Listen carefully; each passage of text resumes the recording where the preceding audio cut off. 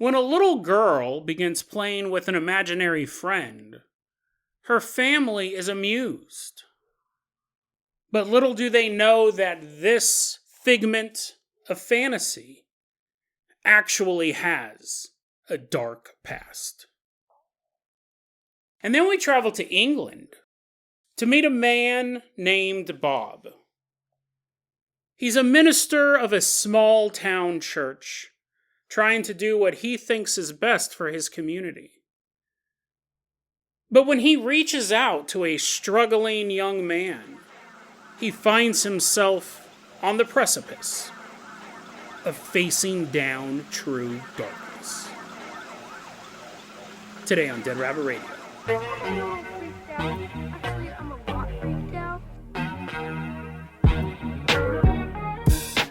Hey everyone, welcome back to another episode of Dead Rabbit Radio. I'm your host, Jason Carpenter. I'm having a great day. I hope you guys are having a great day too. Hope you guys are having tons of fun doing whatever you're doing. We got a lot of stuff to cover today, so let's get started right away. First off, running into Dead Rabbit Radio Command. Everyone get on your feet and give it up for Leo. Woohoo! Yeah! Wee! Yeah, he's all doing handstands, showing off. Yay! You do it, Leo.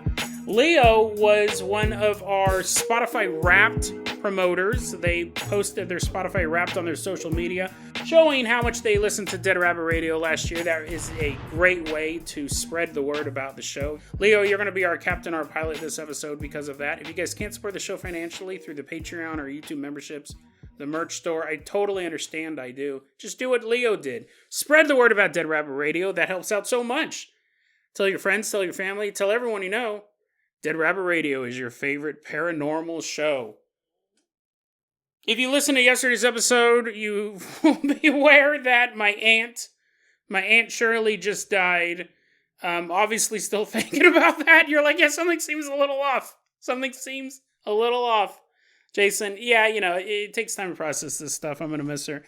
But the show must go on. Leo, let's go ahead and toss you the keys to the Hare hovercraft. Everyone climb on board as Leo hovers us all the way out to a house in the suburbs.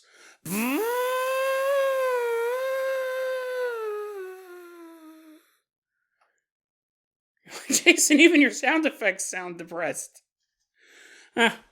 Yeah, we're, one day at a time. We're headed all the way out to this house in the suburbs. We don't have an exact location for this story, but the year is 2013, and we hover on outside of this house, and we're looking through the window. It's a happy family inside. They're playing Parcheesi, charades. They're doing them both at the same time. It's a chaotic game. We see this family inside, just loving life. We see a mom and a dad. And then there's a tween there. We'll call her Sally. We don't have anyone's real names. And then we see a little 3-year-old girl. She's kind of like sitting there dancing during the Parcheesi game. She's like, can you guess what I am? They're like, a dancer? She's like, no. We'll call her Iris. Iris is dancing. And she's kind of running around the house, and she's like, come over here. Wee, look at us. We're flying down the stairs.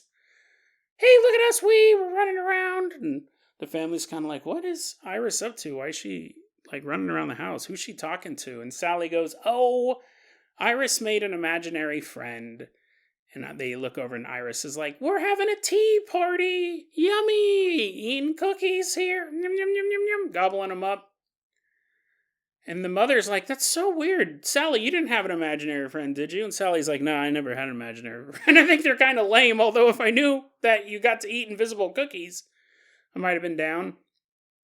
Iris is like, it's dress-up time. I'll be a princess, and you'll be an elf. Oh, look at you in that elf costume. So amazing. She's twirling around. And the mom's like, yeah, I never really had an imaginary friend either. It's super interesting. Hey, Iris. Iris, come here, honey. Oh, you wait right here. I'm going to go talk to my family. Iris says as she... I don't know if 3-year-olds are capable of having such conversations. Iris walks into the living room, and you got mom, you got dad, and Sally, they're all sitting there. And the mom's like, so you have an imaginary friend? I actually, do you tell the kid it's imaginary? I don't think so. She's like, what? Oh no, he doesn't exist. She turns around, he's fading from view. You don't believe in me anymore. The mom goes, hey, honey, Iris, so did you make a friend? I did. He's so cool. Oh, that's really awesome. Well, where'd you meet him at? He just appeared in the house. I mean, that's how you meet people, right? They just appear out of thin air. Mom's like kind of chuckling and Sally's laughing because, this isn't a thing that they've ever really had. Dad's sitting there, though. He's just quiet. He's watching his little daughter play. Doesn't say anything. About a month after she made this imaginary friend, the family's sitting in the living room and Mom is on the phone with Grandma. And Iris is running around in the living room playing with her friend. Ooh, let's play hide and go seek. I'm it. She's looking around forever. She's like, I guess this was an imaginary friend. I guess he doesn't exist. I never found him. Peekaboo. Oh, you're so funny. And she's like talking out loud with her imaginary friend. While the mom's on the phone, Dad's sitting there, Sally's in the living room. They're just kind of gathered around. And Mom's talking on the phone to Grandma about Iris's new friend. And the mom says, hey, Iris, Grandma wants to know, what is the name of your friend? What's his name? And Iris turns and says, Kevy. His name is Kevy. Dad just stands up.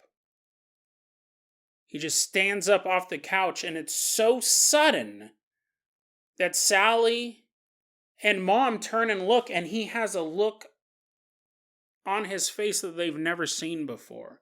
A look of terror. He walks right over to Iris and he goes, What did you say? What did you say his name was? Iris goes, Kevy. The room is silent as Sally and Mom look at Dad's face, and it looks like he's about to throw up. Looks like he's physically ill, and he runs out of the living room. Dad, are you okay? Sally says as she's getting to her feet to follow him out of the room. Honey, what's going on? Mom says. But Dad ignores them both. He tells Sally to go back to the living room and doesn't answer any of their questions. The next day, the dad goes to talk to Sally. And he goes, I talked to your mom. I wanted to talk to you. Because there's going to be some changes in this house. There's going to be some stuff that we don't normally do. And I want you to know why we're doing it. Sally's like, okay. Is everything okay, Dad? He goes, I want to let you know why I reacted the way I did yesterday. Sit down. We're going to talk. Dad, who we'll call Clark at this point, Clark says, when I was a kid, I was the youngest kid in the family by 10 years. So I didn't have anyone to play with. All of my older siblings, they were doing their own thing. So I was kind of lonely in the house, and then one day, I met somebody. I came to realize that it was an imaginary friend, but at the time, he was just my friend, and his name was Kevy. We were best friends. Played all the time. I wasn't lonely anymore. But over time, Kevy started to get mean. He started to say mean things to me. And I didn't like it. But I didn't have any other friends. And so I just kind of put up with it. But he got meaner and meaner. And then he started telling me horrible things. He started saying things to me that no kid should ever hear. It made me feel uncomfortable. It scared me. But it scared me even more when he started telling me to do horrible things. And he would tell me to do these horrible things. He was my only friend. I didn't know what to do. But finally I told him, Kevy, stop. I don't want to be friends with you anymore. You go away. I don't want to be friends with you. And then Kevy left. My parents and my family knew that I had an imaginary friend. They knew about Kevy, but they didn't know what he was telling me and what he wanted me to do. So when I stopped playing with my imaginary friend, they figured that I had just grown out of it. But I knew the truth. I knew that he wasn't a good friend or a good person or a good anything. I don't know how he's back. I'm not even going to pretend to try to think that I don't understand this, but I do know this. We're not going to let him stay. We are not going to let him say the things he said to me, to Iris. We're not going to let him tell her to do horrible things. So at that point, the family saged the house. He goes, we saged the house. We placed something that he called, quote, cleansing tablets, which I have not heard that term before, but he goes, we saged the house. We placed cleansing tablets at all the entrances. And even now, because he posted this not back in 2013. This was posted online recently underneath the name Simon Size. It might have actually been Sally who posted this. Let me double check that real quick. And like I said, these are all fake names, including Kevy. Let me read this. So this was posted by Sally. I guess I left something out on my notes. She said, the next week or so, my family saged the house repeatedly, went to churches, and left cleansing tablets in all entrances to the apartment. I did say it was a house earlier. That was my fault. We told my sister Kevy was not allowed to stay anymore, and while she was upset at first, eventually she stopped mentioning him, and we never talked about it again. And it continues, it has been a decade since then, and only recently has this memory come back to me after I've reconnected with my dad and we were reminiscing about our time in that apartment. I didn't mention this event to him, though. So it popped up in her head about Kevy, but she didn't want to bring it back up with her father. My family is very superstitious, and so we completely dropped it, save for continuously saging every couple of months. That was what was in my notes. But this is an interesting thing, too. I said all the names are fake, including Kevy's, because Sally continues, Kevy is not even the real name of my dad and sister's imaginary friend. I didn't feel comfortable typing it out. This has been a long buried memory, and honestly, even typing out the story feels wrong.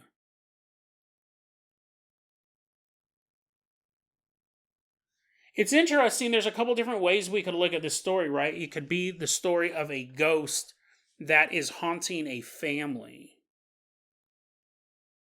It haunted the father, Kevy, the spirit, attached onto him as a child, and now is haunting his own child. It's interesting that it didn't go to Sally, the firstborn, but went to Iris, who was the youngest at the time.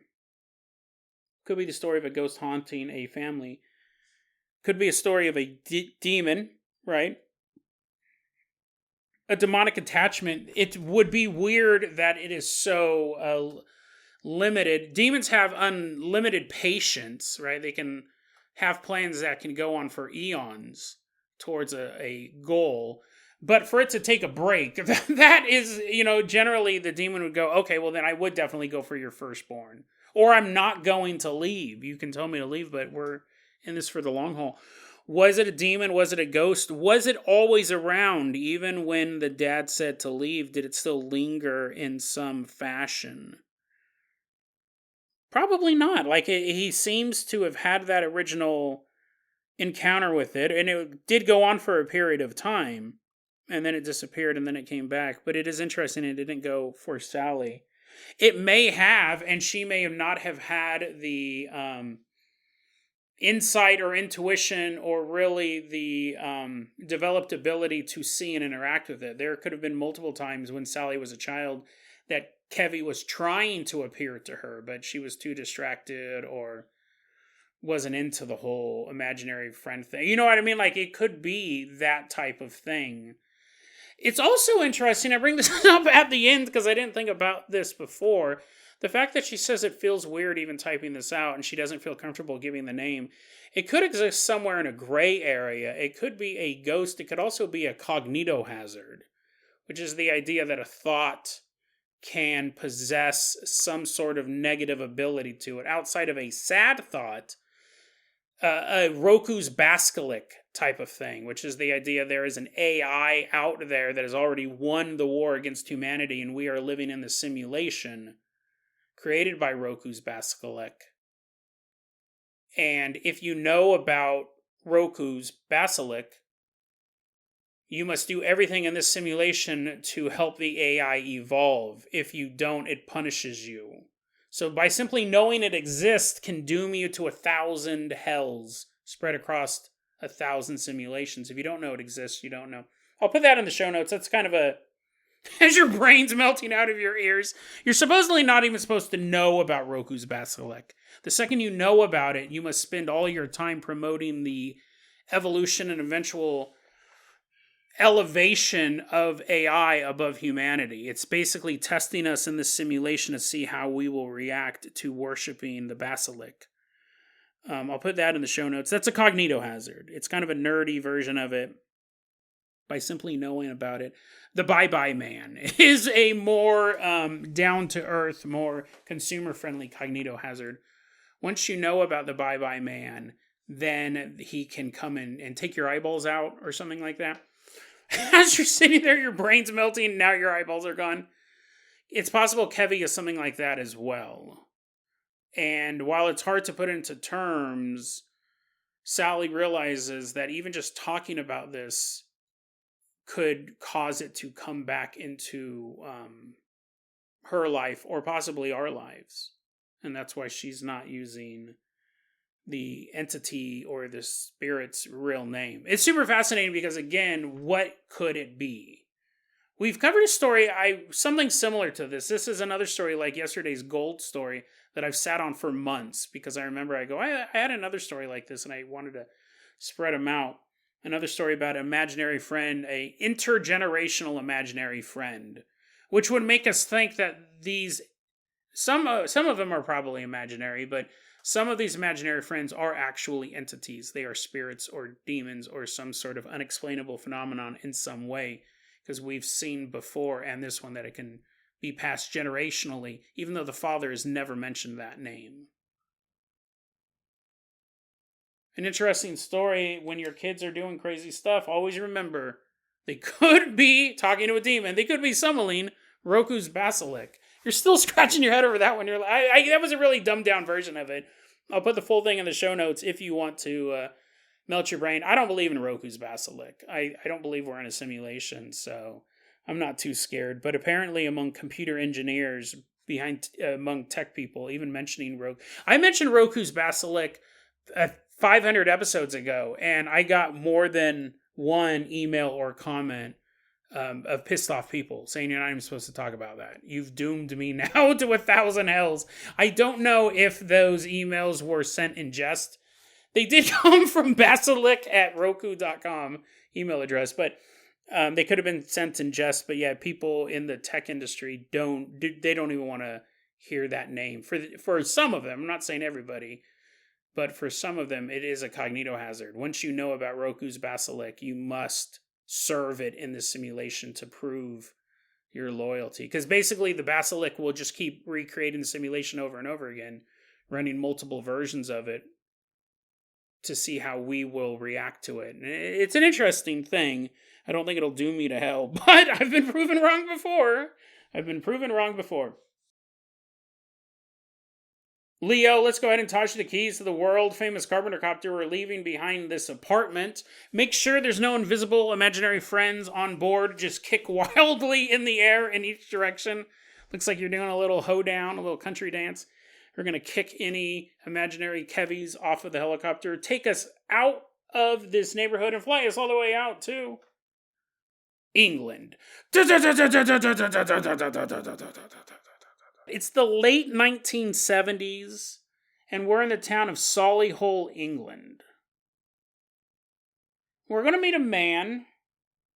We don't have his real name. We'll go ahead and call him Bob. Robert, if you want to be formal.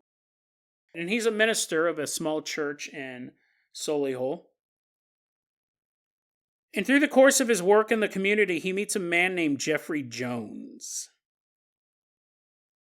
Geoffrey Jones, he's in his mid-40s. He works for a company called Lucas Cooksnow Cylon Limited. He works there in their insurance division. And all of his co-workers would describe Geoffrey as a bit of an odd duck. And Geoffrey, whether or not he heard these comments about him, they were definitely true in a way. He just was very antisocial. He would never hang out with anyone. People would invite him to hang out. People would say, hey, Geoffrey, you want to have lunch with us, mate? We're going down to the pub for a little bit of the fish and chips. And he's like, nah, I'm good. I got my lunch. And he did. He always brought lunch to work. He never went out. And it was always the same thing. It was a dry French bread baguette, I'm assuming, like those big, long, stereotypical ones. You're like, Jason, that's a lot of... He eats one of those a day. He's all... He had dry French bread, Marmite, which I had to look up. Apparently, that's a salty spread that tastes like yeast and veggies. So basically, this guy must have been like COVID patient zero. Must have had zero taste buds. He's like, yummy, yummy, yummy. Salt and yeast, I'm in. Dry French bread, Marmite, and a flask of tea. That's all he ever had every single day for lunch. His coworkers are like, that's a bit queer, even for us. It's so weird. I mean, we're eating pig intestines stuffed with duck or whatever gross stuff they're eating over there, because it's always boiled meat. They're like, Marmite, what is this? Black. I prefer my yeast raw. They're just eating spoonfuls of yeast. Anyways, Bob meets Geoffrey Jones. They just kind of come across each other. And Bob kind of goes, you know what? I'm going to reach out to this guy. Like, this dude seems like he needs a friend. And I'm going to do it. As a minister, I'm going to kind of, be a member of my community. And I just feel like I need to reach out to Geoffrey Jones. And he does. He meets Geoffrey Jones. Geoffrey has a long-term girlfriend. They've been dating a bit. So he's not like completely a loner, but there's just something off about him. And Bob introduces himself and they start talking, and he gets to know Geoffrey, and he finds out some interesting details about him very quickly. Geoffrey owns a gun, which in America, it's weird that I don't have a gun. I grew up in California. They're more trouble than they're worth down there. I've been in Oregon now for 11 years. I still don't own a gun. But in England, that's a bit weird, right? That's a bit weird that he owns a gun. But you're like, Jason, maybe he's a hunter or stuff like that. Well, yeah, maybe. He has a gun. He also keeps talking about yobos. Oh, Bob, it's nice to see you. I'm so glad you're coming around. But you know what? All those yobos out there, oh man, they're really making England a terrible place. Every single day, just more and more yobos show up. The definition of yobo is a ruffian. But Bob realizes that he's just talking about soccer hooligans. Geoffrey hates Jewish people and immigrants. And he complains about them all the time. And Bob's like, okay, I might have bit off a little more than I thought I could handle. It's like a dry piece of bread covered in Marmite in my mouth right now. But I'm going to help. I'm going to help Geoffrey forgive. I'm going to help Geoffrey accept that other people are people too. And that's when Geoffrey's like, hey, you know what? I was reading a good book the other day. You might have heard of it. Mein Kampf. Have you ever heard of it? Bob's like, yeah, I've heard of it. Adolf Hitler? Yeah. He has some really cool ideas, doesn't he? And Bob's like, oh, man. He's like looking at his watch. He's like, I'm going to have to put in some overtime on this. Owns a gun, hates immigrants, despises Jews. But what's interesting about Geoffrey Jones is he also had a hobby. He also loved film. A man after my own heart. I love movies, right? He actually was a member. And remember, this is like late 1970s. It's not nowadays where you can pull out your iPhone, make a movie. In late 1970s, it took a lot. He was a member of the Silly Hole Amateur Film Society. So he'd go to me the whole time. He's like, hey guys, you want to watch Triumph of the Will? They're like, no, Geoffrey, please quit bringing Triumph of the Will to the film meetings. Okay, I'll bring Birth of a Nation next time. They're like, He wanted to make movies, and he would tell Bob about the movies he wanted to make. He's like, Bob, I got this awesome idea for a movie. It takes place at a railway yard, which is very cinematic, right? You're going to have like trains, and you have like all like this area with all the storage places, like the big containers and like the warehouse. And there's going to be a woman running for her life as a man is chasing her through the rail yard. Bob goes, yeah, that does sound like super dynamic. That does sound like it's totally would be cool. Then what happens? And Geoffrey goes, that's it. That's the whole movie. I'm just gonna film a woman running for her life in a rail yard. Maybe she gets hit by a train. I haven't really worked out the ending. And I was like, wow, okay.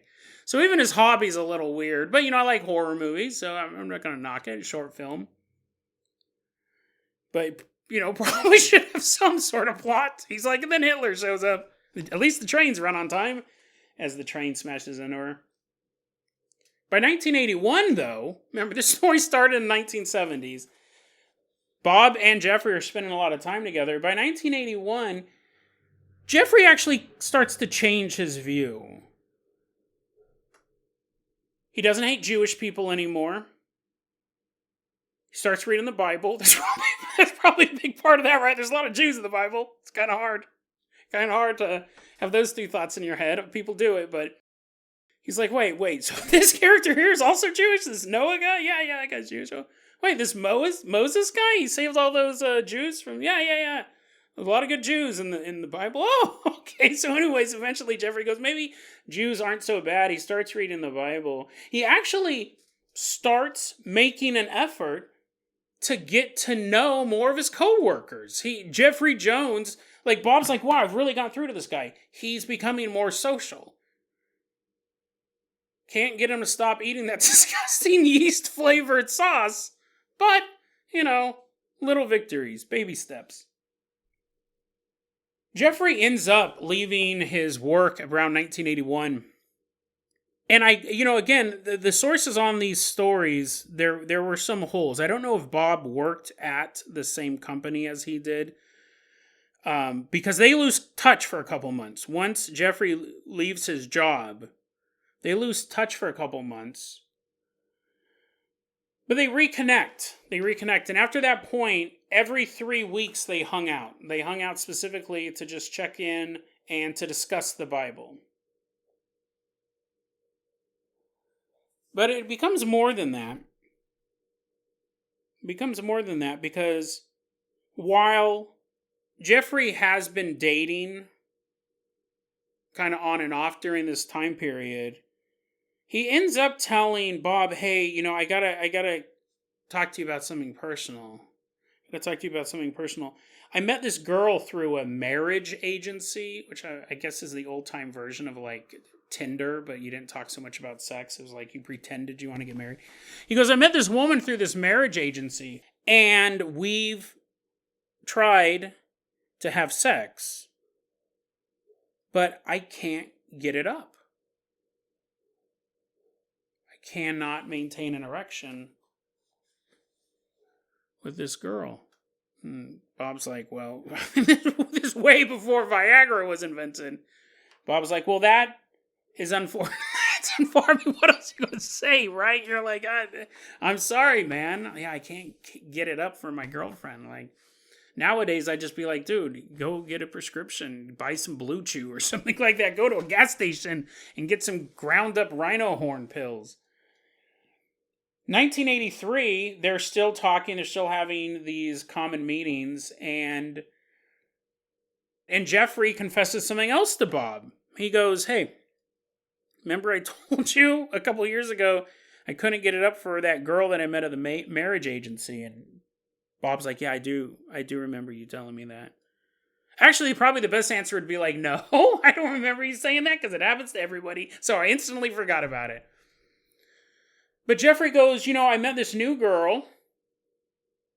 I'm dating this girl. It's actually my girlfriend. And I can't get it up. Or I can get it up, but then I can't, what's the polite 1983 way to say this? I can't, ejaculate inside of my girlfriend. How else are you going to say it, right? He goes, even if I do get it up, it goes soft. Like I either can't get it up or I can't maintain an erection. That was the term I was looking for. Bob, I'm going to tell you something that I've never told you about myself. Bob goes, okay, Geoffrey, what is it? Geoffrey goes, naked women don't turn me on. Like, women turn me on. But when they're naked, that's when my erection does the old doo blump. In fact, I can only get aroused and maintain an erection around women who are wearing a black satin dress. That'd be kind of an odd thing for anyone to say, especially a friend at this point you've known for 4 or 5 years. You've been talking about a ton of stuff, life and religion and Mein Kampf. He goes, I can only maintain an erection with a woman in a black satin dress. So even though I have a girlfriend, I will hire models to wear a black satin dress. Specifically, it's like one of those pencil dresses, a black satin dress, pencil dress. And I'll take photos of them. You want to see? Bob's they kind of put on the spot, right? You don't want to see them. You don't want to see them. Maybe you're a little morbidly curious. You don't want to see another man's pornography. Is what I'm kind of getting at. Whether it's the Sears catalog or the most explicit garbage out there, it's you know what they're doing when you're looking at it. You don't want to be like, here, you want to look at these photographs I use? I'm good. He brings out these photographs, and Bob said there was about a dozen of them. Women in a black satin dress. The other clothes was always, whatever. It didn't matter, but they always had to have a black satin dress on. And he goes, one of the photos was a woman in a black satin dress in a canal. And another one of the photos was a woman in a black satin dress at a railway yard. Bob said, after Geoffrey told me this about the black satin dress, because remember, first he just said I'm having sexual problems, and then it was years later before he said, hey, I can only get it up if a girl's wearing a black satin dress. He goes, and once he told me that, he mentioned it every single time we talked. We met every couple of weeks, and every single time he brought it up.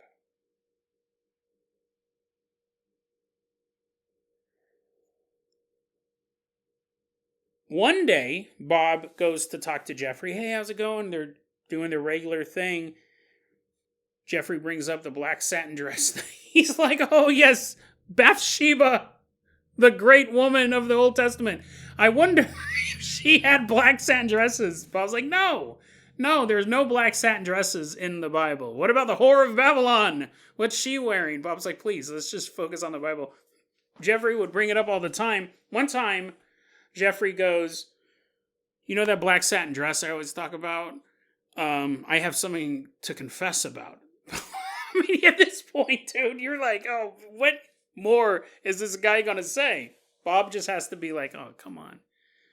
Geoffrey goes, I can only get an erection when a woman's wearing a black satin dress. I can only ejaculate when a woman's wearing a black satin dress. Sometimes, Geoffrey said, he would wear a black satin dress. He goes, sometimes I put it on myself. And Bob at this point says, listen, Geoffrey, if you really want your relationships to work with your girlfriend or any girl you happen to date, you need to change your mindset. Like, this was where Bob's like, okay. First off, what's interesting is Bob realizes two things at this point. He goes, Geoffrey, you have to change your mindset. You got to get rid of all that porn, all of that personalized photography you made of those women. He goes, burn them and burn that dress. He goes, get rid of it. He goes, none of this stuff is helping you have a physical relationship with your girlfriend. Because that's your big problem that you're talking about. You talk about the pencil dresses. You talk about the photos. You talk about the other girls. He goes, change your mindset. Get rid of all of it. And start working towards pleasing your real-life girlfriend. But Bob also realized something else. He goes, Geoffrey is getting off to telling me about this. Bob realized he is now part of Geoffrey's fetish. He goes, he actually gets enjoyment, possibly sexual enjoyment, from telling me about the black satin dress, about the photos, about the girls, about him wearing it. I've become part of his fetish. So he goes, we're not talking about this anymore. Burn it. That's what I would suggest. Burn it. If you keep it, whatever. But we're not talking about it anymore. Because he realized he was now part of the fetish as well. But also, Bob's not a quitter. Right? At this point, Bob and Geoffrey are meeting twice a week. It's winter of 1983. Bob and Geoffrey are hanging out during one of their twice a week meetings. I mean, like, that's a lot. It's basically a part-time job at that point. And Geoffrey goes, hey, Bob, I'm going to tell you something I've never told you before. Snow's falling outside of the house. Hot pot of tea boiling on the stove. Bob getting ready to throw on his jacket and run out of the house. Geoffrey goes, Bob, I'm going to tell you something I've never told you before. I've never really told anyone before. Years ago, I met a woman. She was an ex-police officer. And we met, we chatted, and she invited me over to her house. And when I showed up, I had with me a black satin dress. And I asked her to put it on, and she did. Said I wanted to take some pictures of her in the dress. She said, okay. But there was a certain pose that I wanted, and, she seemed to be interested in it. I wanted the photo of her in a black satin dress with a noose around her neck. She said yes. So I put the noose around her neck, and, you want to make it look real. You don't want to just have the rest of the rope dangling off of her shoulder onto the ground. I carried my end of the rope, and I walked up to the second story, and I placed it over the top of the banisters. So she's down there with the noose around her neck, and I'm above her, holding the end, and I began to pull it. And I began to pull it a little more and a little more. She started to protest. She said, Geoffrey, stop. She's starting to struggle. And I pull it. And I keep pulling that noose up, and it tightens around her neck. And she's yelling out, "Stop! Stop!" And I let the rope go. Bob, when I was up there and I was pulling that rope and tightening that noose around her neck, I had an orgasm. Geoffrey said, "Bob, I hate women. I hate them. And when I pulled that noose, I released that hatred." I tied the rope to the top of the banister, went back downstairs. She stood on a stool, and I took those photos. And I just wanted to kick that stool so bad. I just wanted to kick it out from underneath her. Watch her sway, and struggle, and die. Bob says, "Listen, bro, like, this has to end. This has to end. Burn it all. Like, you almost killed that woman before we were even meeting. You were a different person back then, right? You've come so far, but you still got pictures of that woman. You still got pictures of all those women. You gotta get rid of it. This is not gonna end well, Geoffrey." And the next time Bob and Geoffrey meet, Geoffrey says, "I burned it all. I burned all of it. The dress, the photos. I'm a changed man, Bob. Thank you. It's a new beginning for me." The year is 1984. Geoffrey and Bob are hanging out, and Geoffrey goes, "Hey, man, you know, that whole film thing, I'm part of that amateur film society. I really want to start making my movies." And Bob's like, "That's awesome, dude. That'd be a great hobby for you." And Geoffrey goes, "Yeah, dude, and I got like the perfect setup. It's going to be a story about a woman who gets hung." And Bob's like, "Don't do that. Do not, under any circumstances, shoot a movie that involves a woman getting hung. You almost killed a woman when you were taking pictures of her." Yeah, but that was in the past. I'm a changed man. I want to shoot a movie about a woman getting hung. And there's not the whole movie, right? There could also be a part where she's running through a railway, being chased for her life. And Bob's like, "Dude." 1985, a sign appears in a local shop in the town of Solihull. Says, "Regal Gowns, Film and Fashion. Require young lady for part-time modeling. Experience not necessary. Apply, Mr. G. Jones." Then it had his address and his phone number. At this point in time, Bob and Geoffrey are still hanging out. They're still meeting regularly. Whether or not he knew that sign had been posted, we don't know. April 18th, 1985, 3 p.m., a young woman named Marian Terry, 17 years old,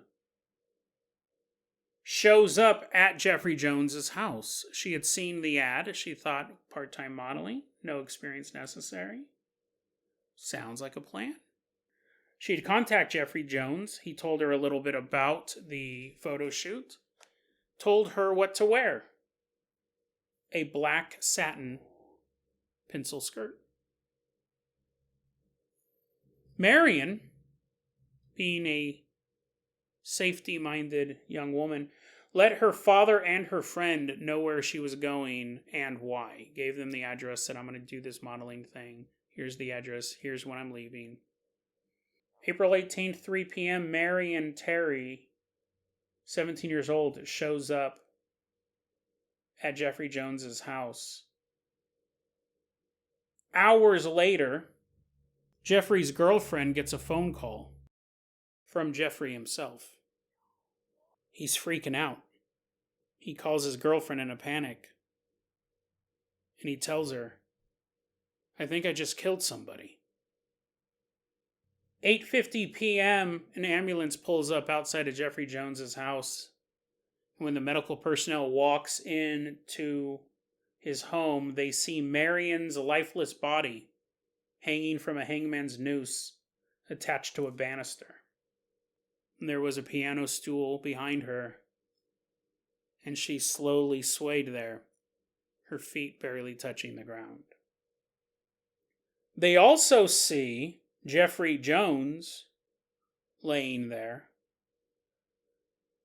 He had taken 100 aspirin. He OD'd on aspirin to kill himself. But his attempt is unsuccessful. He is taken to the hospital. His life is saved. And the police have a lot of questions about what happened there. He said it was an accident. Kind of. He said, we were shooting this movie about this woman being hung. The rope was tied up. She was on the piano stool. I went downstairs to get something, and when I came up, she was dangling there. And I panicked. I thought, oh my God, I have to save her. Like, we're just shooting a movie. Something must have gone wrong. And I ran there, and I tried to untangle the noose, and she attacked me. She attacked me, officers. She was scratching at me and biting at me. I was trying to save her life. And maybe it was an accident. Maybe she wanted to kill herself, and I was trying to save her. That's why she was attacking me. But I did not kill her. I did not kill her. I did not murder her. And the police go, okay, well, you had a film camera there, right? You were shooting a movie. Geoffrey goes, yeah. And they go, where is the film? Where's the film? You were filming this, right? There was no film in the camera when the authorities got there. What they were able to find is a lot of evidence. Bob not included. Like, Bob did come out and talk about all of this stuff after the fact during his trial. Because Geoffrey Jones was actually brought to trial for all of this stuff. But some of the other pieces of evidence they found in his house was a long narrative written by Geoffrey Jones on a pad confessing to murder in hatred. They found a poem that they put in quotes, so maybe it's a bad poem. A poem written by Geoffrey Jones called 10 Little Beauty Queens. The last line referring to death by hanging. And then another piece of evidence, a film script entitled Enough Rope. 1986, he was sentenced to life in prison for the murder of Marian Terry. This is an interesting story on several different levels. One is that when we look at cases like this is a question, because this is a very, as far as I can tell, an extremely obscure case, even among true crime. We don't know what happened to Geoffrey Jones after he got into prison. Britain is constantly, England, they're constantly letting people go early. Life in prison could be 7 years, it could be 100 years.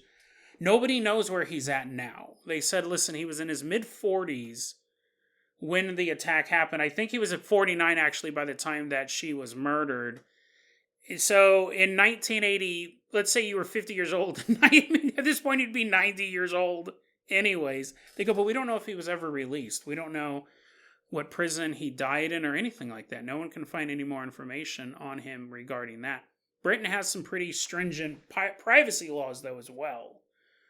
So that could be part of that. The narrative that is most known is from Bob's point of view. He has told people about this. He has told people about this crime from his point of view and everything that he was going through. You have true crime believers who think that this may not have been his first murder.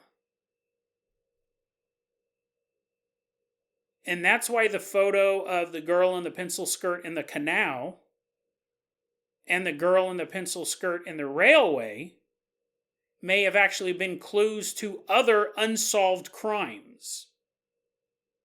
That Marian Terry may not have been his first victim, but his last. There's been some rumblings in the true crime community about that, but again, a very, very obscure case. You'll find whispers about it online. But that's possible. Another interesting thing to look at in this case, and we'll wrap it up like this. Well, first off, I want to say, what I find so fascinating about this case, and the reason why I wanted to share it with you guys, is that you and me, the chances of us being part of a true crime case where we are the victim or the assailant is incredibly rare. But I think all of us can relate to being Bob. I think all of us can relate to watching somebody and reaching out to somebody and trying to help them and just seeing it entirely fall to pieces. I think that's a very relatable place to be in a story like this. It's heartbreaking, right? Bob did his best.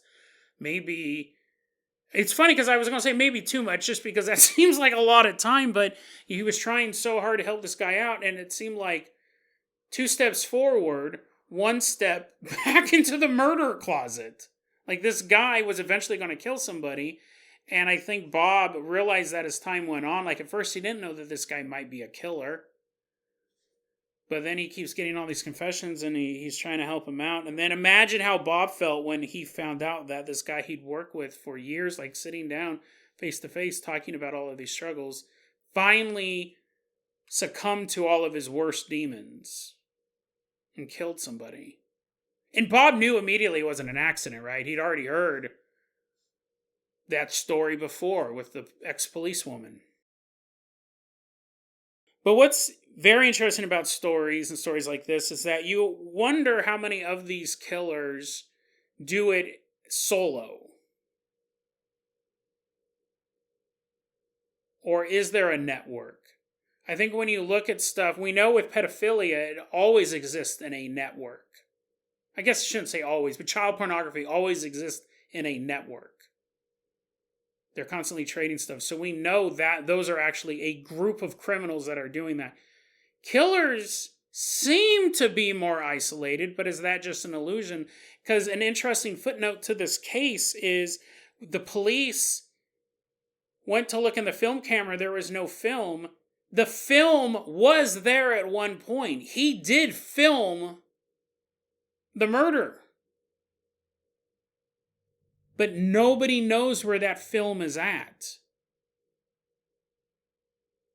He's never told anyone where it is.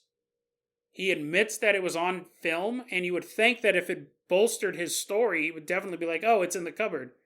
The film reel that shows Marian Terry's death is gone. It has never been found. The police believe that it exists. The police believe it exists, but nobody knows where it's at, which would make you think that this was some sort of odd network. That this was some sort of, if not highly organized network, that Jeffrey Jones wanted that film to get out there. So he put it somewhere that he knew someone of a like mind would find it. The film of her death is lost media. It really would be the term we would use. And he never told anyone where it was at, or never told the authorities where it was at. But people believe that it's out there somewhere. It's a creepy story. It's really a story of a person, like I said, succumbing to their demons. Having those dark thoughts. And we see that escalation, right? It did start up. It's an interesting story, too.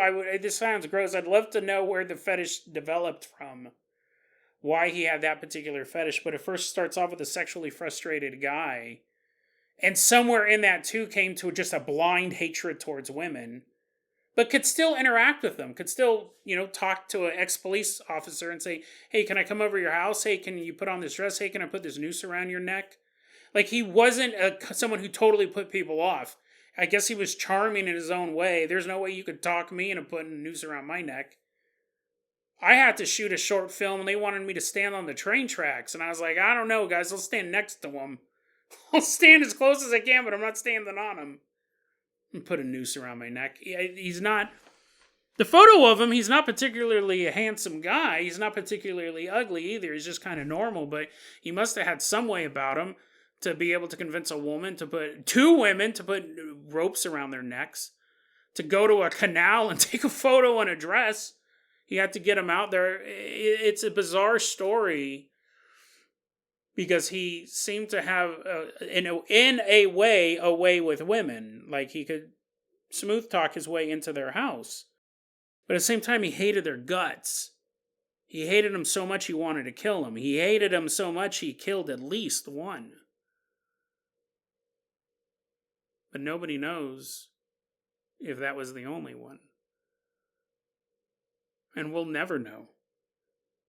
The fact that he called his girlfriend after Marian's death makes me think that it might be the only one. Like he finally had this fantasy going on in his head, and then once it became real, once he had what is termed post-nut clarity, he realized, oh, that was terrible. I shouldn't have done that. And then he concocted this scheme that he's going to make it look like an accident, and it didn't fly because he had so much evidence proving otherwise. Circumstantial, sure, but I mean, it was enough. Could have been his first, and he realized that he made a huge mistake and tried covering it up, and that's why he OD'd on the aspirin. May not have been. We don't know. Who were the other women in those photos? Were they just willing participants letting him take a photo for some side money? Or were they women who were never seen again? Or who were listed as died of a suicide? A young woman hanging in her apartment, unfortunately, isn't rare.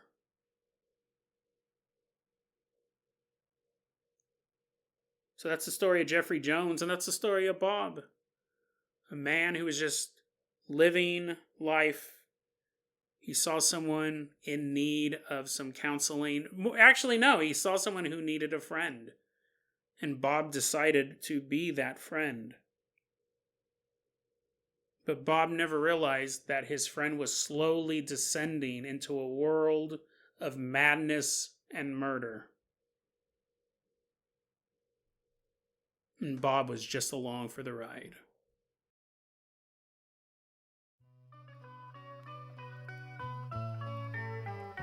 DeadRabbitRadio@gmail.com is going to be our email address. You can also hit us up at Facebook.com/DeadRabbitRadio. TikTok is @DeadRabbitRadio. Dead Rabbit Radio is the daily paranormal conspiracy and true crime podcast. You don't have to listen to it every day, but I'm glad you listened to it today. Have a great one.